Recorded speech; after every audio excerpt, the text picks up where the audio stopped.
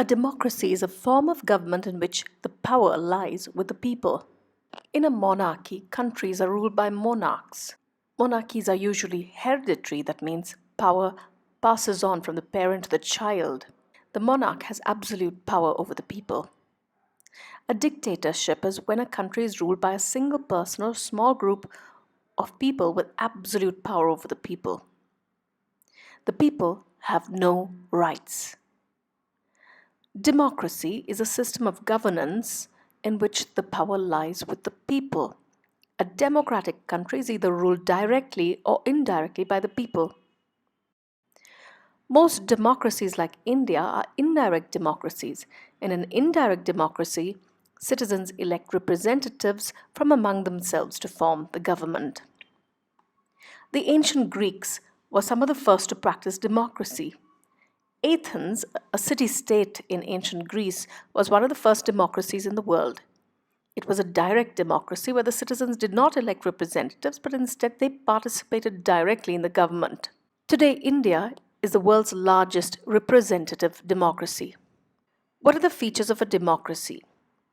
Conflict resolution. In a diverse country like India, there are many disagreements among different regions and communities.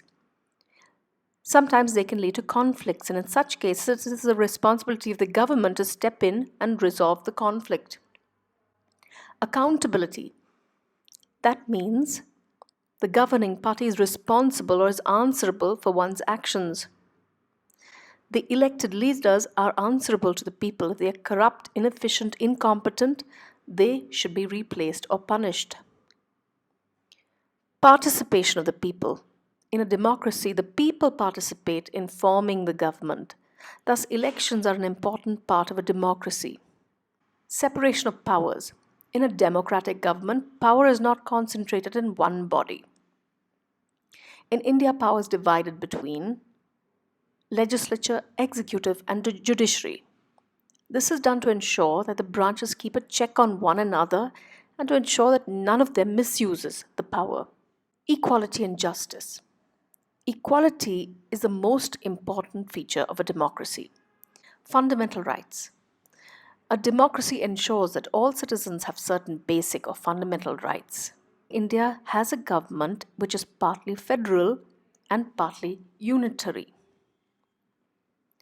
A system of government where political authority is divided between the national and state governments is called a federal system of government. On the other hand, countries where power is concentrated only at the central or the national level is called a unitary system of government. The central government. India has three branches of the government: legislature, executive, and judiciary. The legislature is a law-making body of the government.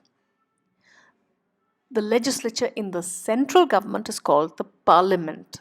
The parliament is composed of the president, the two houses Lok Sabha and Rajya Sabha. Its members are called members of parliament. So you have the president, which is the nominal head of the Indian state. The president is elected for a period of 5 years by the members of the Lok Sabha, Rajya Sabha, and the state legislative assemblies. The Lok Sabha, or the lower house of parliament, is also called the House of the People, as members of this house are elected directly by the people of the country. The Rajya Sabha, the upper house of parliament, is also called the Council of States. Its members are elected indirectly by the members of the Lok Sabha and the state legislative assemblies. The powers and functions of the legislature. The Parliament of India has the power to make laws and amend them. The functioning of the executive is checked by the legislature. The Parliament of India also prepares the budget each year. The executive. The laws passed by the executive are executed or enforced by the executive. So at the central level, the executive is composed of the president and vice president, the prime minister, and the council of ministers. After the general election, which is held every 5 years, the ruling party that gets the maximum number of seats in the Lok Sabha forms the central government. The president appoints the leader of that party as the prime minister. The Prime Minister is the head of the executive and thus the central government, and all power rests in his or her hands. The power and functions of the executive. The executive decides the policies of the government and advises the legislature on the laws that need to be made. The executive aids and advises the president in his or her functions. The executive also has the power to impeach or remove from office for misconduct the president and judges and make amendments or changes to the constitution. So, who makes changes to the constitution, amendments to the constitution? It is the executive. The judiciary. This is the branch of the government whose main function is to uphold the law and to protect the rights of the citizens. The judiciary consists of three levels: the national, state level, and district level. The Supreme Court is at the national level with the Chief Justice of India as its head, and it's situated in New Delhi.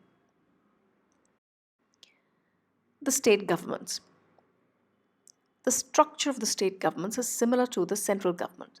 Thus, at the state level too, the government consists of three branches: the legislature, executive, and judiciary. The legislature consists of the governor and the Vidhan Sabha, or the legislative assembly. Some of the states also have a legislative council or a Vidhan Parishad, that is the upper house. The state legislatures have similar powers as the parliament to make laws, prepare the budget, keep in check, and to keep a check on the executive at the state level. The members of the legislative assemblies are called MLAs, and they are elected by the people of the state. Elections to the state legislative assemblies are held every 5 years. The party which gets the most seats is called by the governor to form the new government. The leader of the party becomes the chief minister of the state. The chief minister chooses a group of people as ministers. Together they form the council of ministers. The executive is composed of the governor, the chief minister, and the council of ministers. The governor is appointed by the President of India. The governor is the nominal head of the state, while the chief minister is the actual head. The governor acts as on the advice of the chief minister and the ministers of the state. The union territories in India are governed by lieutenant governor, which is appointed by the President of India.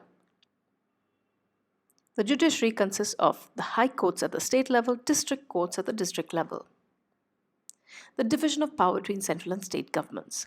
The Constitution spells out the distribution of legislative powers and functions between union government and state government in three lists: the union list, the state list, and the concurrent list. The concurrent list has subjects on which both the central and state governments can make laws, like economic and social planning and education. The union list, only the central government can make laws on, which is defense, finance, and foreign affairs. The state list consists of things like law and order, health, and so on. Srimati Draupadi Murmu, the President of India. Sri Narendra Modi, PM of India. Thawar Chand Gehlot, the Governor of Karnataka. Siddharamaya, Chief Minister of Karnataka. Jagdeep Dhankar, Vice President of India.